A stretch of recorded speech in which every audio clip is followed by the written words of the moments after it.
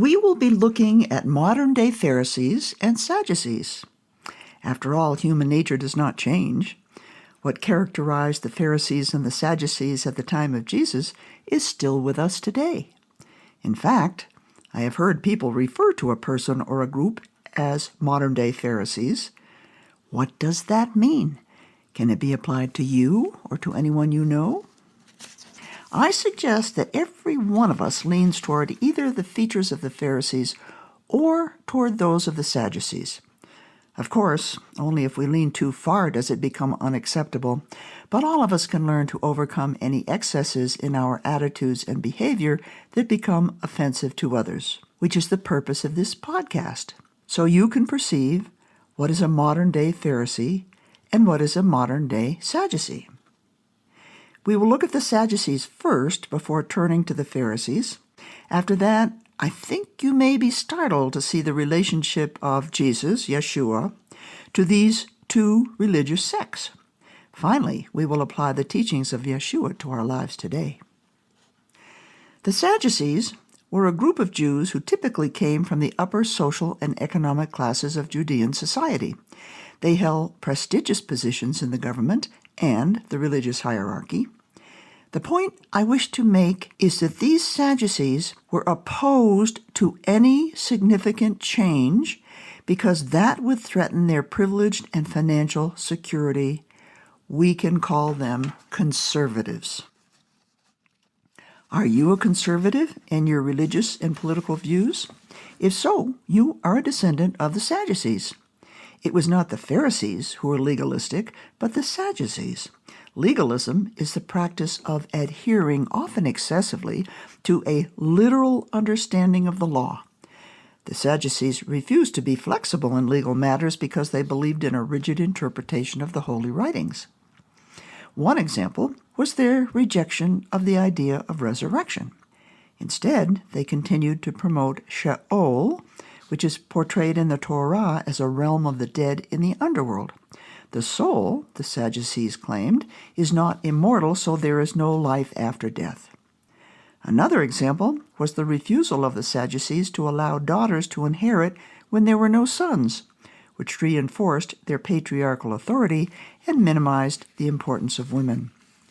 Still a third example was the Sadducees' position on divorce, which they claimed was illegal under God's law. They pointed to Genesis 2:24, "A man shall leave his father and his mother and be joined to his wife, and they shall become one flesh." However, the Pharisees countered with Deuteronomy 24:1, which allowed divorce under certain conditions. When a man takes a wife and marries her, and it happens that she finds no favor in his eyes because he has found some indecency in her, he writes her a certificate of divorce and puts it in her hand and sends her out from his house. Although Yeshua did not align with either the Sadducees or the Pharisees, and often criticized both in his teachings, his views are more closely aligned with the flexible interpretations of the Pharisees.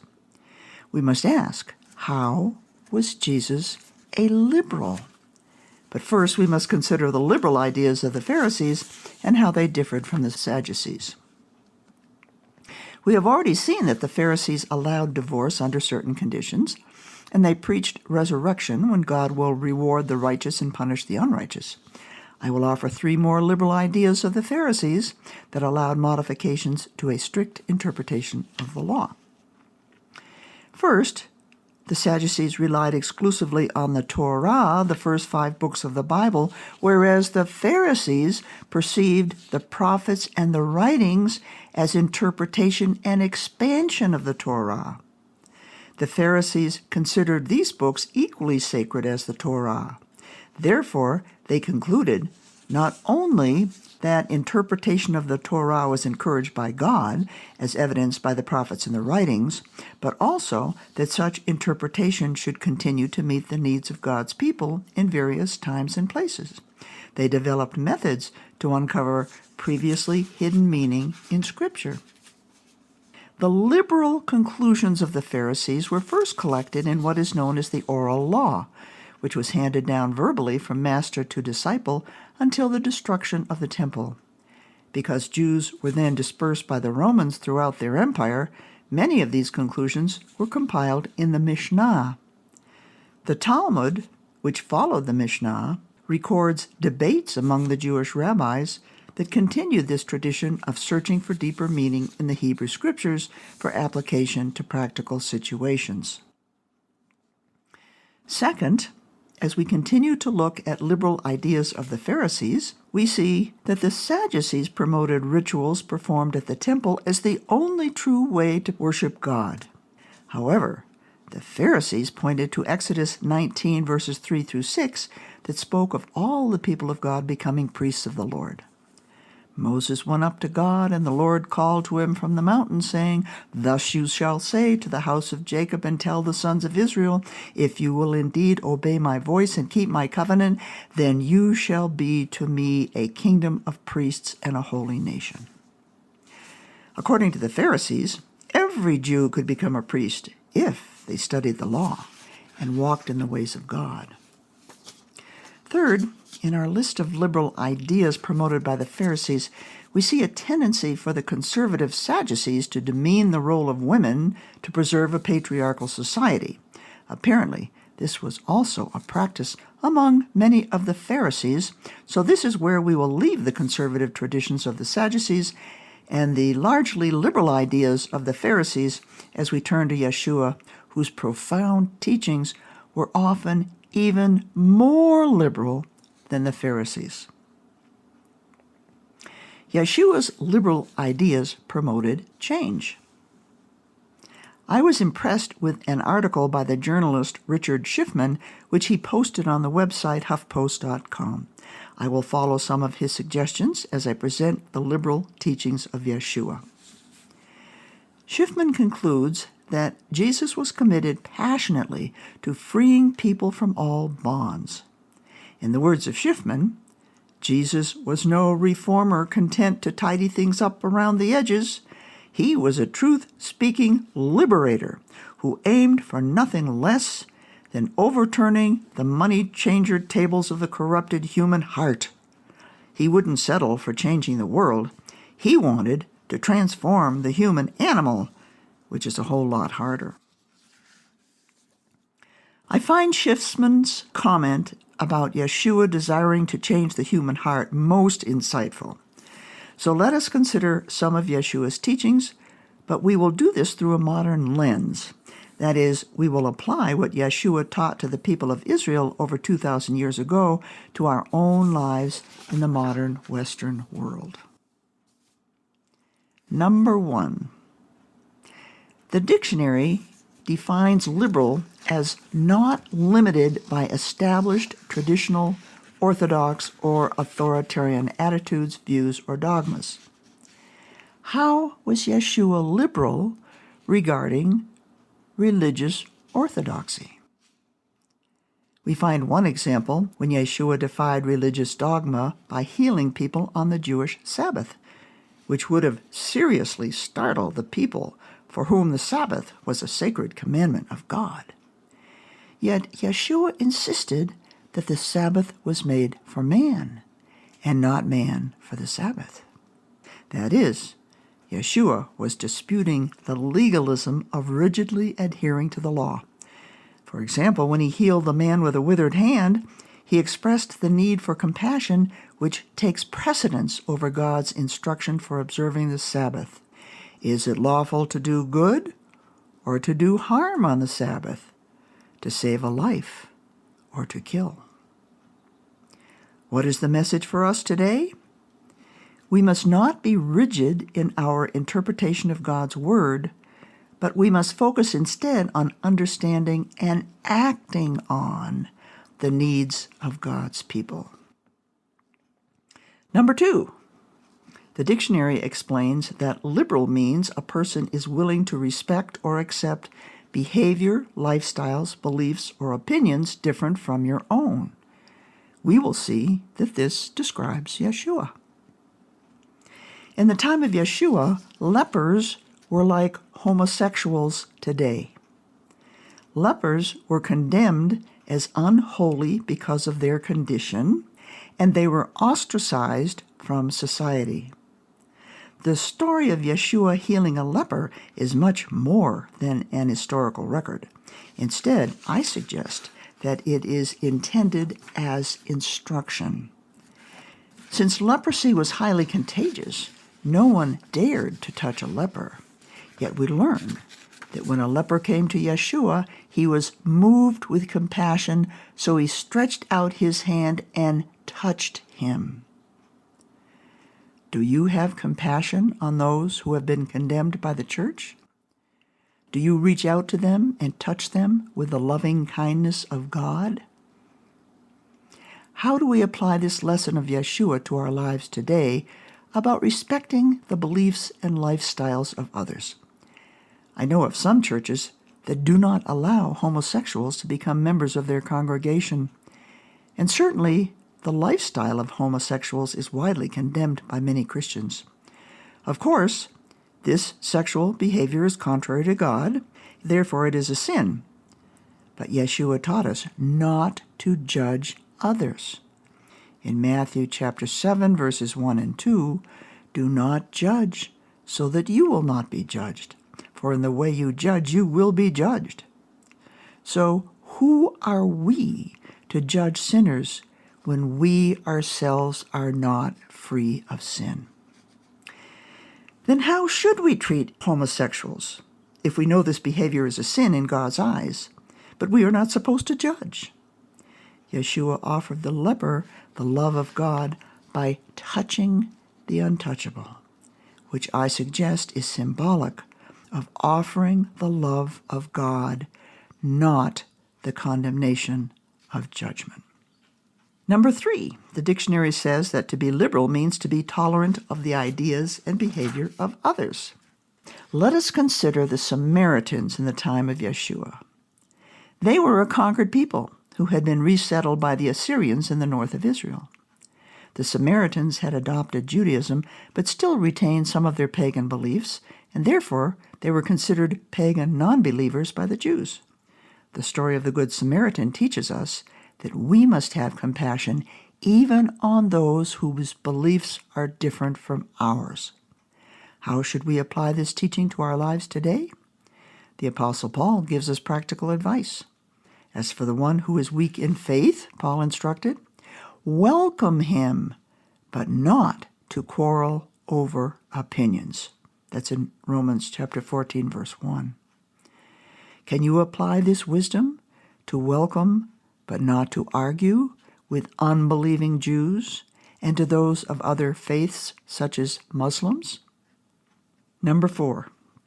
The dictionary tells us that the word liberal derives from the Latin liberalis, meaning generous. Thus, liberal means characterized by generosity and willingness to give in large amounts, thus a liberal giver. Certainly, liberals give of their wealth, but liberal generosity goes far beyond a financial tithe.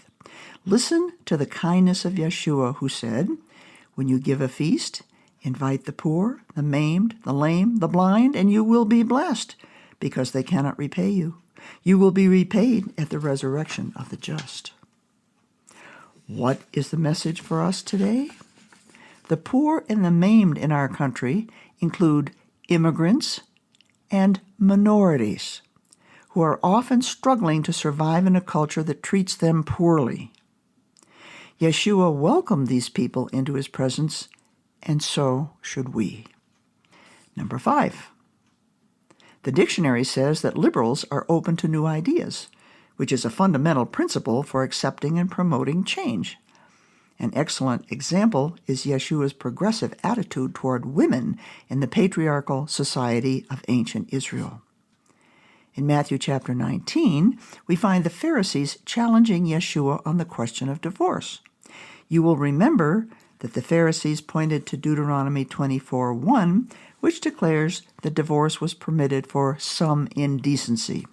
The Hebrew word translated indecency means nakedness and refers to standing before God in a sinful condition. We learn that Yeshua did not support the position of the Sadducees, who claimed that divorce was illegal in the eyes of God, nor did he agree with the more liberal approach of the Pharisees. Instead, he reprimanded the Pharisees for taking advantage of divorce, thus often leaving a woman without the support of a family or community. With a strong rebuke, Yeshua announced, "Because of your hardness of heart, Moses permitted you to divorce your wives, but from the beginning it has not been this way." By speaking of the beginning, Yeshua was referring to the creation account, where we see the biblical goal of marriage for a man and his wife to be united as one. So what is the message? Resist the temptation to form firm and legalistic conclusions on religious, political, and cultural debates. Instead, be open to new thoughts and ideas, and consider these suggestions carefully before making a final decision. Number 6. The dictionary says that to be liberal is to be favorable to concepts of individual freedom. Well, Yeshua asserted that he had come to proclaim freedom for the prisoners to release the oppressed. However, this is not freedom from governmental control, because Yeshua taught that we should render to Caesar the things that are Caesar's and to God the things that are God's. So Yeshua was not talking about government control through taxes and laws. Instead, he was promoting personal freedom from the oppressive control of sin. So, what is the message for us today? Yeshua instructed us to know the truth, and the truth will set you free. This advice leads us toward personal freedom that releases us from the oppression of sin. Number 7. The dictionary tells us that liberals are often dissatisfied with the governing elite and want to make changes that benefit the people. Did you hear the 2 key concepts? First, liberals are sensitive to corruption in the government. Second, any change in the government must benefit the people. There are 2 examples of Yeshua addressing government corruption. One is when he overturned the tables of the money changers because they were charging exorbitant fees. Then he used a whip to chase out those selling animals for sacrifice on the temple grounds. Yeshua took action when he saw corruption that was harming the people. Then there is the account of the woman accused of adultery by the temple priests, many of whom would have been Sadducees in charge of temple activities. These priests wanted to punish the woman according to the strict letter of the law, which was death by stoning. So Yeshua demanded of these legalistic priests, "He who is without sin among you, let him be the first to throw a stone at her." The priests slowly departed, and Yeshua was left with a woman to whom he said, "Go, from now on, sin no more." The message of these stories urges us to take action when we see corruption in the government at any level, whether it is local, state, or federal. In our democratic society, we have many opportunities for such action, but too often we are complacent. As a liberal, Yeshua whipped those taking advantage of the people, and he confronted the corrupt priests who should have been living examples of righteous behavior. In conclusion, I find it quite sad and certainly unsettling that many teachers and theologians today are insisting that Yeshua was a conservative by holding and protecting traditional ideas. They refuse to even consider that Yeshua was a liberal who introduced new concepts about how to live a righteous life that pleases God. I trust you are not clinging to traditional ideas in a legalistic manner, but will consider new ways to solve religious, cultural, and political problems that will bless God's people.